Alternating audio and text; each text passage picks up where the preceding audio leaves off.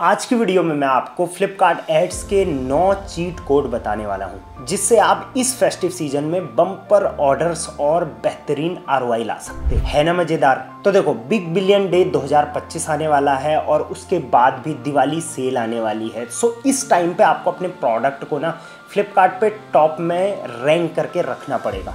अभी से आपको अपनी प्रोडक्ट विजिबिलिटी को गेन करने के लिए काम करना पड़ेगा। देखो, एक चीज तो आपको भी पता है कि कस्टमर जब भी फ्लिपकार्ट पे कुछ भी सर्च करे, टॉप में जो भी रिजल्ट्स आते हैं ना, वो एड्स के थ्रू आते हैं। फ्लिपकार्ट उनमें एड लगा हुआ होता है। तो अगर आप भी चाहते हैं कि इस फेस्टिव सीजन आपका बेहतरीन रहे, बम्पर सेल आए, दबा के प्रॉफिट हो, तो उसके लिए ये 9 लीग चीट कोड जो है ना फ्लिपकार्ट एड्स के, वो यूज कर लेना। ये जो भी 9 पॉइंट्स हैं, ये मैंने फ्लिपकार्ट के रिसेंटली शेयर्ड 9 चीट कोड में से लिए हैं और अपने सालों के एक्सपीरियंस से मैं बता सकता हूं कि इनसे बेहतरीन रिजल्ट आ रहा है। तो चलो सीधे वीडियो को शुरू करते हैं। Welcome to Rishi Commerce, I am Rishi. पहला चीट कोड, एड्स कैंपेन जल्दी शुरू करें और ज्यादा फायदा पाएं। देखो, आपको अपना एड्स कैंपेन ना सिर्फ सेल के टाइम का वेट नहीं करना है, आपको 15 दिन पहले से ही वो चला के रखना है, जिससे कि आपके अकाउंट पे रेगुलर विजिबिलिटी बन जाएगी और सेल के टाइम में फिर बेहतर ऑर्डर्स मिलेंगे। टॉप सेलर्स जो होते हैं ना फ्लिपकार्ट पे, वो अक्सर यही काम करते हैं। और एक फैक्ट भी मैं आपको बता देता हूँ, जो भी कैंपेन आप फ्लिपकार्ट पे चलाओगे, उनका जो रिजल्ट्स का इंप्रूवमेंट है वो 15 दिन बाद ही होता है।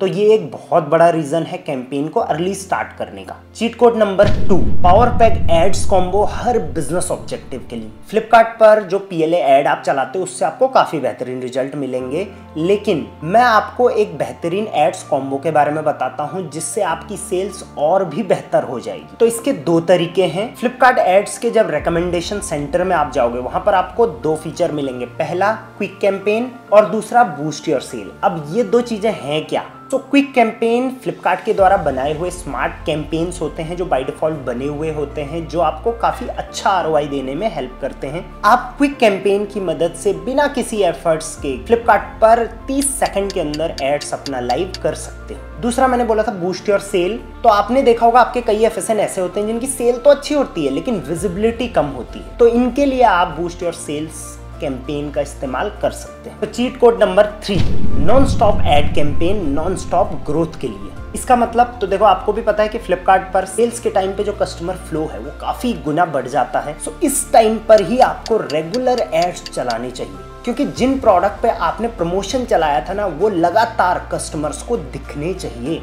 इसके अलावा 2 चीजें इसमें और हैं।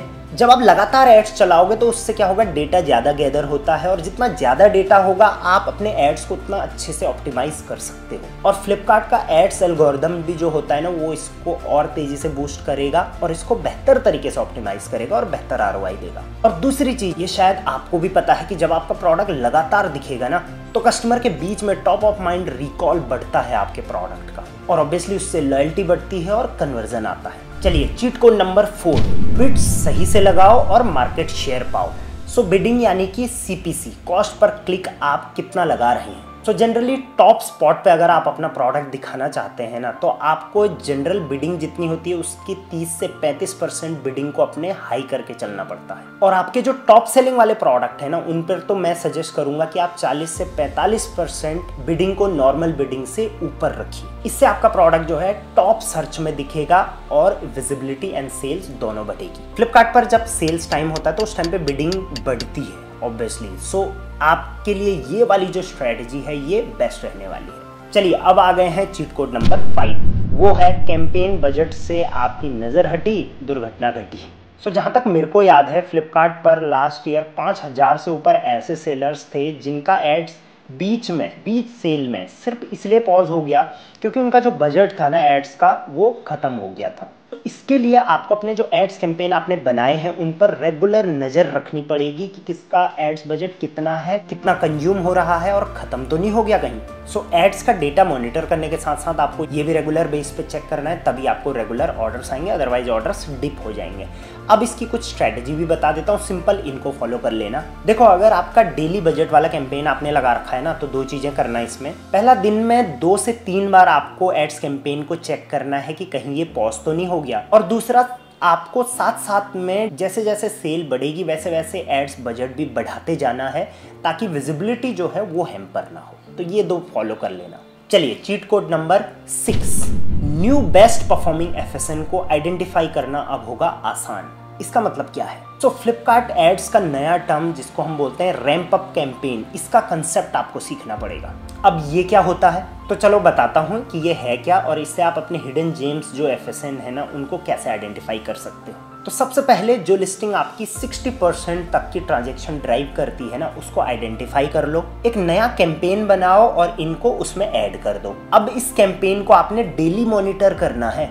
नेक्स्ट आप बेस्ट FSN आइडेंटिफाई करो, वो भी किस बेस पे? CTR और कन्वर्जन रेट के बेसिस पर। जो टॉप FSN है उनका एक अलग कैंपेन बनाओ।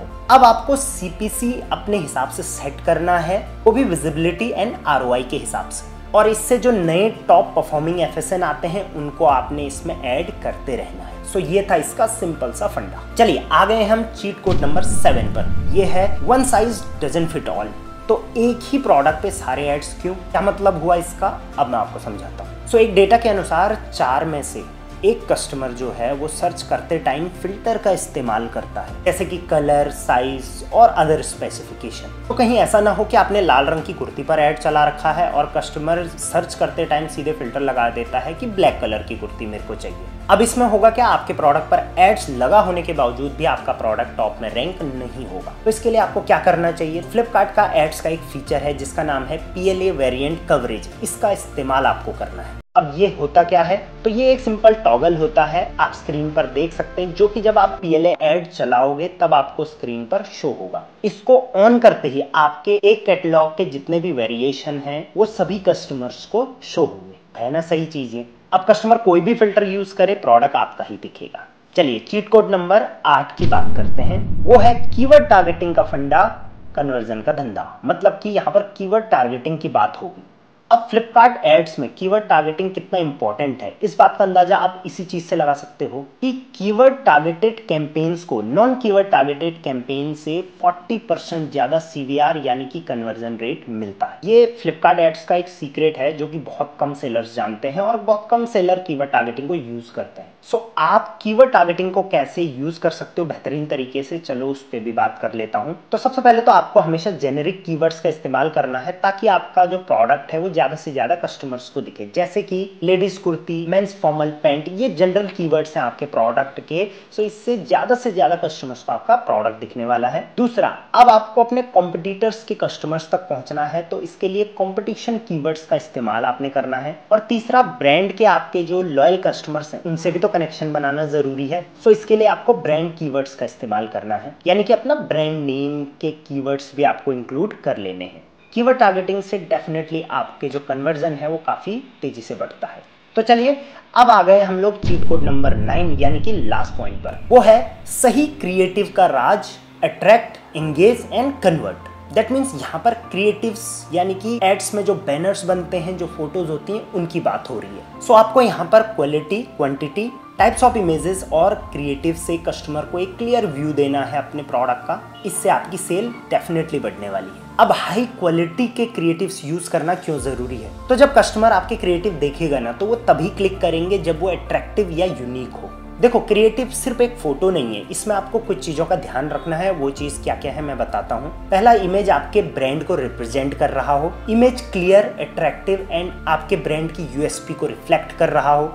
एक अच्छे कन्वर्जन के लिए इमेज क्लिकेबल भी होना चाहिए। एंड जो क्रिएटिव में मैसेज लिखोगे ना वो शॉर्ट एंड सिंपल होना चाहिए ताकि आपके जो टारगेटेड ऑडियंस है उनको पुल करे। तो ये थे फ्लिपकार्ट के 9 चीट कोड्स जो मुझे लगता है अगर आप अपने एड्स कैंपेन में यूज करोगे तो आपका जो ROI है वो जितना अभी आ रहा है उससे 5 to 10x बूस्ट हो जाएगा। सो अभी जाके अपना पहला एड्स कैंपेन बनाओ और इन सभी पॉइंट्स को ध्यान में रख के बनाना। फिर देखो आपको कितना अच्छा ROI मिलता है, वो भी कम बजट और लिमिटेड टाइम्स के अंदर। और इसके साथ साथ एक चीज़ मैं आपको और बता देता हूँ, फ्लिपकार्ट का जो एड्स डैशबोर्ड है या एड्स पैनल है वहाँ per day by day changes हो रहे हैं, नए नए फीचर्स इंक्लूड हो रहे हैं। तो अभी से अगर आप इसका फ़ायदा उठा लोगे तो डेफिनेटली आप अपने कॉम्पिटिटर से काफ़ी आगे बढ़ जाओगे। तो जाके चेक करो Flipkart ads cheat code playlist, description में मैं आपको लिंक दे दूंगा। Till then, thank you very much, keep selling on Flipkart.